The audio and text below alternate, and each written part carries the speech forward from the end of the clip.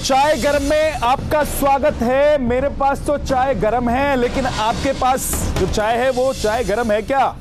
और चाय पीने के लिए तो ये लोग भी बैठे हुए हैं। हाँ भाई, चाय पीने के लिए बैठे हैं? बिल्कुल भाई, बिल्कुल। और गरम चाय मिल गई? बिल्कुल। आपको नहीं मिली क्या? इनके लिए चाय आ रही है। तो चाय पीते हैं गर्मा गर्म या राजनीति की बातें भी करते हैं गर्मा गर्म आप लोग? भैया चुनाव का माहौल है तो होगी बातें गर्मा। तो चलिए, हम भी चुनाव का माहौल है तो क्यों ना गर्मा गर्म चाय हाथ में लेकर चुस्की लेते हुए गर्मा गर्म सियासत की बातें भी आपको बताएं। आज गर्माहट प्रयागराज में थी, क्योंकि वहां पर प्रियंका गांधी पहुंची थी अपनी चुनावी यात्रा की शुरुआत के लिए। यानी कि प्रयागराज से वाराणसी जाएंगी, लेकिन उससे पहले जो यात्रा शुरू हुई है वो प्रयागराज से। अब सब सोच रहे हैं कि दिल्ली का रास्ता कैसे तय किया जाए, ऐसे वैसे जैसे तैसे, चाहे जलमार्ग से हो, चाहे नवमार्ग से हो, चाहे थल मार्ग से हो, दिल्ली तो सबको पहुंचना है। तो भाई प्रियंका गांधी भी आज निकल गई हैं प्रयागराज से वाराणसी के लिए। 18, 19, 20 यानी कि आज, कल और परसों 3 दिन की यात्रा पर रहेंगी। और 20 को जब वो पहुंचेंगी मोदी के गढ़ में, यानी कि प्रधानमंत्री नरेंद्र मोदी जहां से सांसद हैं वहीं जाएंगी और वहीं पर लोगों से संवाद करेंगी। निशाना तो साधेंगी, क्योंकि अभी से साधा उन्होंने शुरू कर दिया निशाना बीजेपी पर भी और प्रधानमंत्री नरेंद्र मोदी पर भी। हालांकि उन्होंने नाम नहीं लिया प्रधानमंत्री का। अब जरा एक रिपोर्ट देख लीजिए, शुरुआत कर लेते हैं, उसके बाद कुछ गर्मा गर्मी खबरें और दिखाएंगे और चाय भी पिएंगे। आप तब तक एक रिपोर्ट देखिए।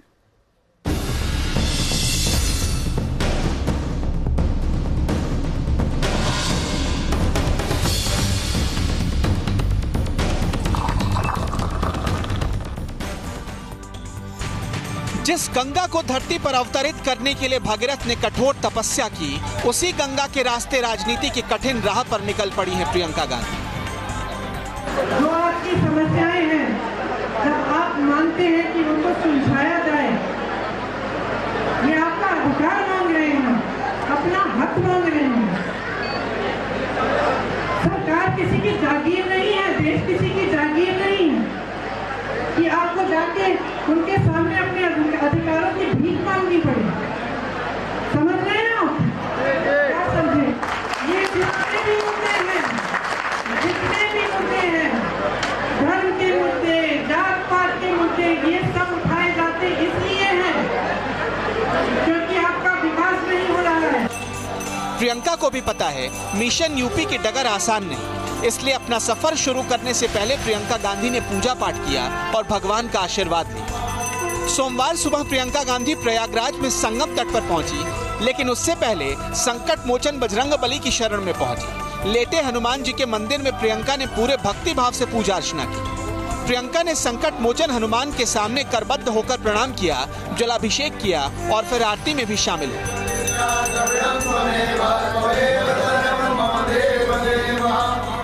प्रियंका का भक्ति भाव भरा अवतार संगम तट पर भी नजर आया। हनुमान मंदिर से पूजा अर्चना कर प्रियंका उस जगह पहुंची जहां 3 पवित्र नदियों का संगम होता है, गंगा, यमुना और सरस्वती।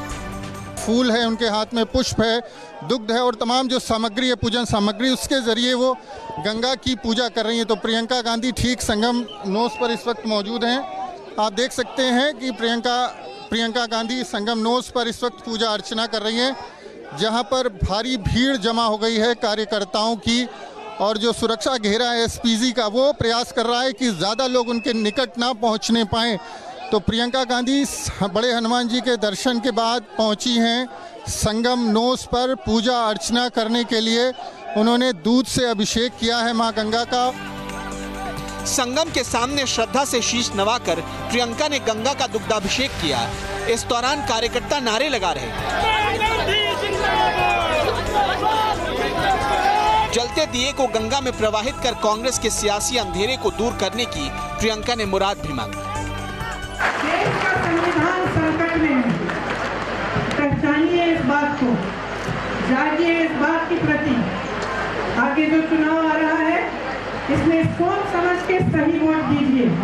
आपने कांग्रेस की भी सरकारें देखी हैं, आपने देखा है कि मनरेगा जैसी स्कीम आपके लिए किस सरकार लाई, कौन सी सरकार लाई? रोजगार 45 सालों में नहीं हुए जितने इन 5 सालों में हुए हैं।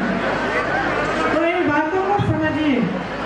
आपस में किसी को ये इजाजत मत दीजिए कि आपके बीच में बैर फैलाए। ये सिर्फ आपका फायदा नहीं होगा, इसमें सिर्फ उन्हीं का संगम की इस पूजा के बाद वो निकल पड़ी गंगा यात्रा पर।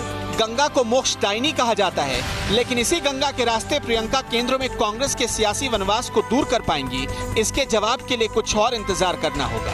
प्रयागराज से मोहित दुबे और मानवेंद्र प्रताप सिंह के साथ टीम न्यूज नेशन। भीड़ दिख रही है आपको? भीड़ तो भाई इस चाय दुकान पर भी है जहां पर हम खड़े हैं, लेकिन इस भीड़ की तुलना उस भीड़ से नहीं की जा सकती। अब एक और चाय पीने के लिए आ गए। भाई गरम चाय देना, गरम चाय है? तो चलिए ठीक है, अच्छी बात है, क्योंकि सियासत और चाय अगर गरम नहीं हो तो मजा आता नहीं है। वैसे आपको बताएं, आज जो प्रियंका गांधी प्रयागराज से निकली वाराणसी के लिए बोट पर सवार होकर, तो भीड़ वहां भी जुटी थी, गर्माहट वहां भी थी। लेकिन सवाल यह है कि प्रियंका गांधी को देखने के लिए आज जो लोग पहुंचे थे, उनसे मिलने के लिए जो लोग आज पहुंचे थे, और प्रयागराज में जो प्रियंका गांधी को वोट पर चढ़ाने के लिए पहुंचे थे, क्या वो वोट में बदल पाएंगे? क्या वो लोग कांग्रेस के हो जाएंगे? एक रिपोर्ट देख लीजिए।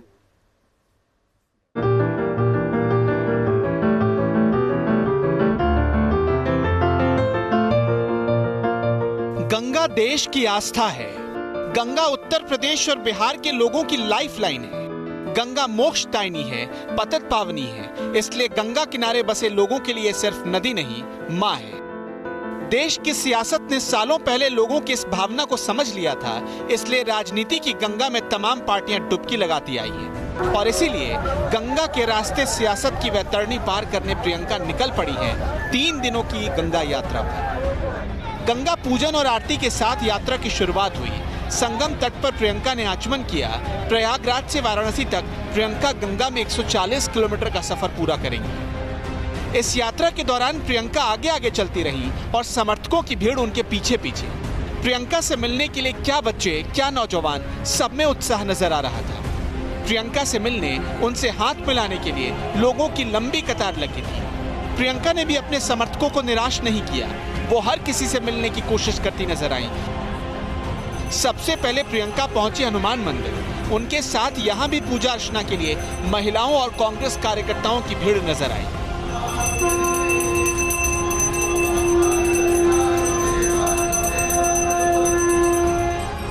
संगम तट पर भी नजारा ठीक ऐसा ही था। महिलाओं में, कार्यकर्ताओं में बस इसी बात की होड़ थी कि कौन पहले प्रियंका से मिलेगा। यहां तक कि प्रियंका के साथ आम लोगों ने बोट पर भी तस्वीरें खिंचवाई।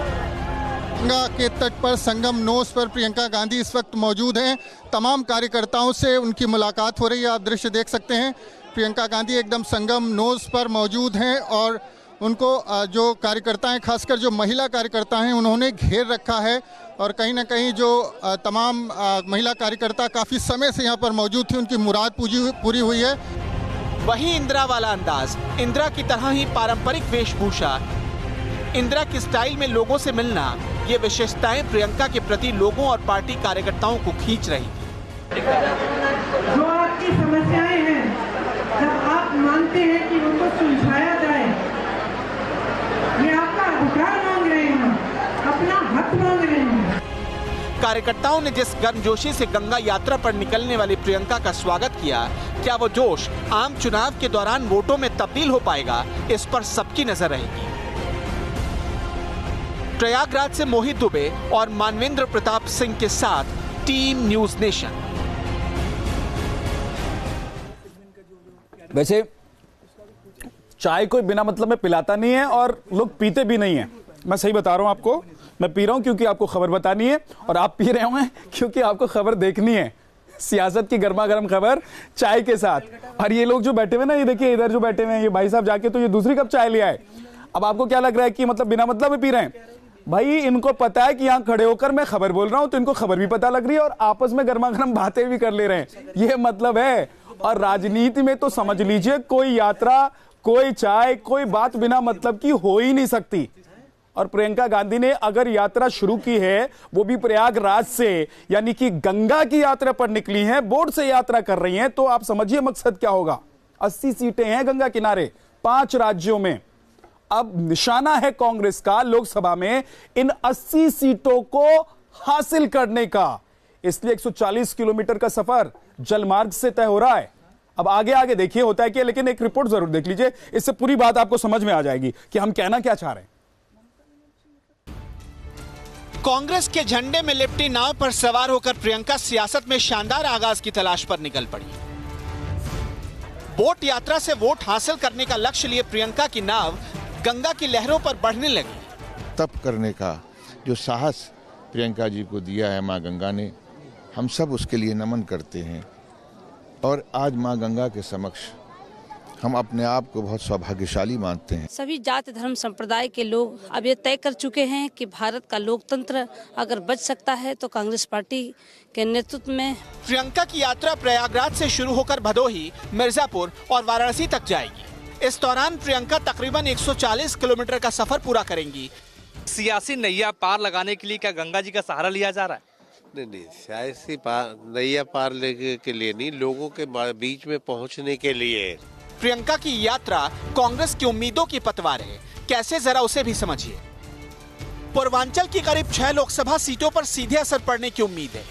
गंगा किनारे रहने वाले केवट, मल्लाह, निषाद जातियों के वोटों को साधने की कोशिश की जाएगी। संगम तट पर पूजा, विंध्यवासिनी देवी के दर्शन और काशी विश्वनाथ के दर्शन से देश को सॉफ्ट हिंदुत्व का संदेश जाएगा। भदोही में कालीन बुनकरों से मुलाकात कर पुराने वोट बैंक में फिर से पैठ बनाने की कोशिश होगी। काशी में पीएम मोदी को घेरने का प्लान बनेगा। गंगा किनारे रहने वाले गरीब और कमजोर तबकों के बीच पार्टी को मजबूत करने की कोशिश की जाएगी। गंगा के नाम पर पार्टी की छवि बदलने की भी कोशिश होगी। धर्म है या किसी मंदिर में पूजा जाना अर्चना करना है किसी, तो ये कांग्रेस और कांग्रेस पार्टी के नेताओं के लिए निजी आस्था का विषय है। इससे राजनीति से कोई लेना देना नहीं है। इसका काम राजनीतिकरण बीजेपी के लोग करते हैं। क्या गंगा में बोट यात्रा कांग्रेस के लिए वोट यात्रा के सफर को आसान करेगा? आपने कांग्रेस की भी सरकारें देखी हैं, आपने देखा है कि मनरेगा जैसी स्कीम आपके लिए किस सरकार लाई, कौन सी सरकार लाई? आपने देखा है कि विकास हुआ। आज जो स्थिति है 45 सालों में ऐसी स्थिति नहीं हुई है।